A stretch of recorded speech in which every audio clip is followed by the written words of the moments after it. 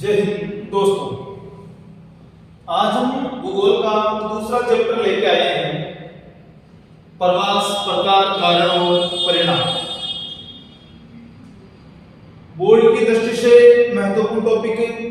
एक नंबर का क्वेश्चन आएगा, एक 1.5 नंबर का क्वेश्चन आएगा, उसके अनुसार ही हम पढ़ रहे हैं। प्रवास के प्रकार, कारण और परिणाम, छोटा सा टॉपिक है, बहुत प्यारा टॉपिक है। सबसे पहले प्रवास की परिभाषा क्या होती है? वैसे हमने फर्स्ट बुक के अंदर पढ़ा था, प्रवास की जो परिभाषा होती है, व्यक्ति के विभिन्न कारणों से, व्यक्ति जो होता है कई कारणों से अपने स्थान को परिवर्तन करता है, एक स्थान से दूसरे स्थान पर जाता है, उसको बोलते हैं प्रवास। व्यक्ति एक स्थान से दूसरे स्थान पर जो परिवर्तन करता है वो प्रवास होता है।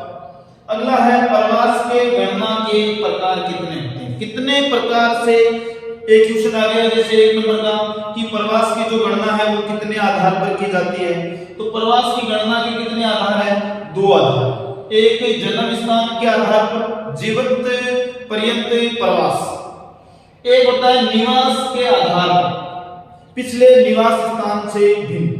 तो गणना के आधार प्रवास के कितने होते हैं? 2 आधार होते हैं। हम पढ़ेंगे, देखो प्रवास के 2 प्रकार होते हैं। एक प्रवास का होता है आंतरिक प्रवास और एक होता है अंतरराष्ट्रीय प्रवास। आंतरिक प्रवास का मतलब अपने एक ही देश के भीतर एक स्थान से दूसरे स्थान पर आना जाना, जैसे एक राज्य से दूसरे राज्य में जाना या फिर एक नगर से दूसरे नगर में जाना। और अंतरराष्ट्रीय प्रवास होता है एक देश से बाहर जाना या फिर दूसरे देश से हमारे देश के अंदर आना। तो ये होता है अंतरराष्ट्रीय प्रवास। तो प्रवास के 2 प्रकार होते हैं, एक आंतरिक प्रवास होता है और एक होता है अंतरराष्ट्रीय प्रवास। जैसे हम पढ़ेंगे कि आंतरिक प्रवास यानी देश के भीतर देश के जो राज्य हैं उन राज्यों में आवागमन होना, एक नगर से दूसरे नगर, एक राज्य से दूसरे राज्य में, देश के बाहर जाना या फिर अन्य देशों से आना, तो ये अंतरराष्ट्रीय प्रवास कहलाता है। हम पढ़ेंगे आंतरिक प्रवास की 4 धाराएं होती हैं। जैसे क्वेश्चन आ गया कि आंतरिक प्रवास की धाराएं बताइए, तो आंतरिक प्रवास की कितनी धाराएं होती है? 4। एक तो ग्रामीण से ग्रामीण, एक व्यक्ति एक गांव से दूसरे गांव में जाता है, या फिर ग्रामीण से नगर, एक गांव से दूसरे नगर में जाता है, या फिर नगरीय से नगरीय, एक नगर से दूसरे नगर में प्रवास करना, या फिर नगरीय से ग्रामीण प्रवास करना, गांव नगर से गांव की तरफ जाना। तो आंतरिक प्रवास की 4 धाराएं होती है। अब देखो, जैसे छोटा प्रश्न यहाँ पर आ गया, जैसे ग्रामीण से ग्रामीण प्रवास, स्त्री का जब स्त्री प्रवास इसमें अधिक होता है। जब स्त्री का विवाह होता है तो वह एक गांव से दूसरे गांव में जाती है। अब हमने पीछे वाले पार्ट में पढ़ा था कि भारत के अंदर 68.8% जो जनसंख्या है वो गांव में निवास करती है। तो एक गांव से दूसरे गांव में स्त्री प्रवास अधिक होता है और उसका कारण क्या होता है? विवाह के कारण वो एक स्थान से दूसरे स्थान पर यानी एक गांव से दूसरे गांव में जाती है। एक है ग्रामीण से नगरीय प्रवास, इसमें पुरुष प्रवास अधिक होता है। पुरुष जो होता है वो गांव से रोजगार प्राप्त करने के लिए गांव से कहां की ओर पलायन करता है? नगर की ओर पलायन करता है।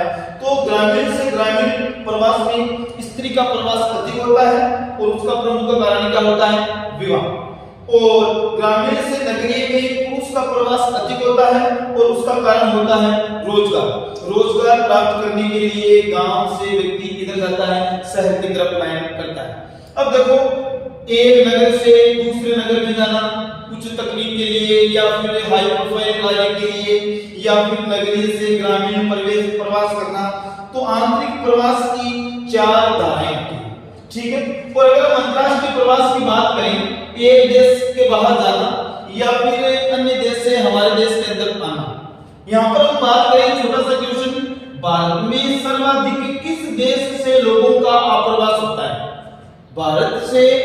भारत में सबसे ज्यादा किस देश के लोग हमारे देश में आते हैं? तो वो देश कौन सा है?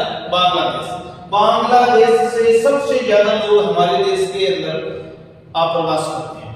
उसके बाद में देखो प्रवास के दो ये टाइप है, तो एक आप्रवास होता है, एक उत्प्रवास होता है। आप्रवास का मतलब आप्रवास उत्प्रवास, दो टाइप होते हैं। अब देखो इसमें है यूपी और बिहार, भारत के दो राज्य हैं, एक यूपी और एक बिहार। यहां से सबसे ज्यादा लोग काम करने के लिए दूसरे राज्यों में जाते हैं। तो सबसे ज्यादा लोग कौन से राज्यों से जाते हैं काम करने के लिए? यूपी से और बिहार से। और अगर उत्प्रवास की बात करें सबसे ज्यादा कहां जाते हैं, तो ये सबसे जाते हैं ज्यादा महाराष्ट्र में, सबसे पहला नंबर महाराष्ट्र का आता है। उसके बाद में दिल्ली और गुजरात, यहाँ पर लोग काम करने के लिए अपने स्थान को परिवर्तन करते हैं। अब प्रवास के परिणाम के बारे में पढ़े हम। प्रवास के 4 परिणाम। 1.5 नंबर का क्वेश्चन, प्रवास के परिणामों में आर्थिक परिणाम, जनांकीय परिणाम, सामाजिक परिणाम और पर्यावरणीय परिणाम। अगर हम आर्थिक परिणाम की बात करें कि इसके प्रवास के परिणामों में आर्थिक लाभ हमें क्या होता है, तब देखो इसमें क्या है, व्यक्ति एक स्थान से दूसरे स्थान पर रोजगार के लिए जाता है। जैसे यूपी बिहार से सबसे ज्यादा लोग महाराष्ट्र में जाते हैं तो काम करने के लिए जाते हैं, या फिर विदेशों में भी काम करने के लिए लोग जाते हैं। तो व्यक्ति प्रवास करता है रोजगार के लिए, एक स्थान से दूसरे स्थान पर जाता है। और वहां पर जैसे विदेशों में व्यक्ति जाता है और विदेश में जाकर के व्यक्ति वहां से रोजगार से जो पैसे उसे प्राप्त होते हैं, इन पैसों को जब हमारे देश में भेजता है उनको बोलते हैं हुंडी। क्या बोलते हैं उनको? हुंडी। विदेशों से भेजी जाने वाली जो राशि होती है उस राशि को हम बोलते हैं हुंडी। तो ये एक स्थान से दूसरे स्थान पर व्यक्ति जब रोजगार के लिए प्रवास करता है, वहां से जो राशि भेजते हैं उसको हुंडी बोलते हैं। अब देखो इस हुंडी का आर्थिक परिणाम में मतलब ये जो हुंडी हमें जो राशि मिली, इस राशि का प्रयोग हमें भोजन के लिए या फिर हमारे जो घरेलू कार्य है उन कार्यों के लिए, या फिर शिक्षा के लिए, या फिर चिकित्सा के लिए और विवाह के लिए, इन सब चीजों के लिए हम इस राशि का उपयोग करते हैं। तो हमारी जो मूलभूत आवश्यकताएं होती है वो भेजी गई जो राशि है उस राशि से हमारी मूलभूत आवश्यकताएं उनकी पूर्ति होती है। तो हमारी आर्थिक स्थिति मजबूत होती है। विदेशों से जो राशि आती है, यानी जो व्यक्ति प्रवास करता है रोजगार के लिए, वहां से जो राशि भेजता है उस राशि से हमें कई मल्टीपर्पज यानी उसका उपयोग होता है। और अगर हम जनांकीय परिणाम की बात करें कि जनांकीय परिणाम में क्या होता है, तो जनांकीय परिणाम में क्या है, व्यक्ति जैसे कोई भी व्यक्ति है, वो व्यक्ति जैसे गांव से और ग्रामीण से नगर की ओर प्रवास करता है।